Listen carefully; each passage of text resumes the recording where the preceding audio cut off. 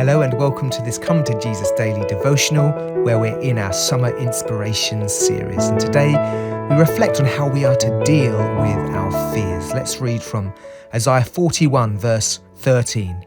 For I am the Lord your God who takes hold of your right hand and says to you, do not fear, I will help you. How do you and I deal with fear? Do we just get busy? Do we worry and fret, allowing our minds to be distracted by what may happen? I love what Mark Twain wrote about fear. Quote, I've had a lot of worries in my time, most of which never happened. Do you deal with fear by simply, like Mark Twain, seeking to have a positive attitude? Do you seek to control problems? Firstly, let's remember that fear is a gift from God. Without fear, we would come to great harm. Fear is designed to cause us to take wise action. Fear is telling us something and we should listen. In the context of today's text, the fear they were feeling was regarding the threat of an enemy. We read, quote, those who war against you, in verse 12.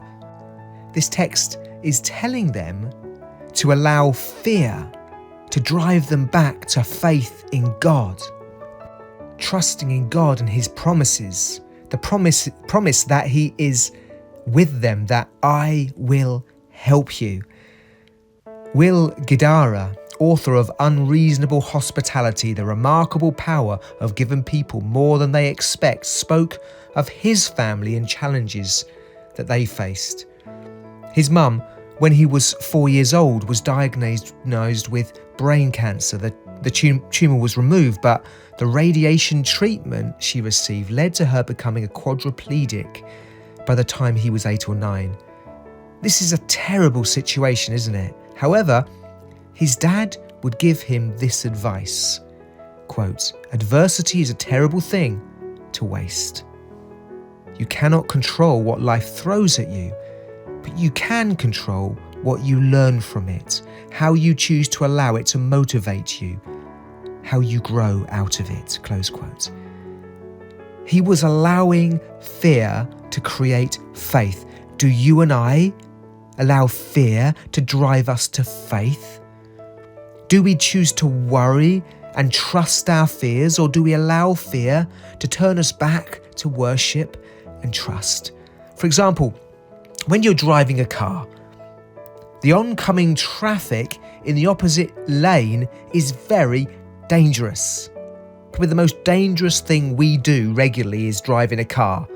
We've got metal boxes on the other side of the road just a few feet away flying past us. However, the danger causes us to be careful and to stay in the correct lane.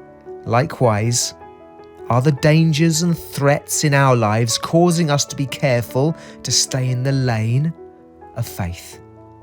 God bless you.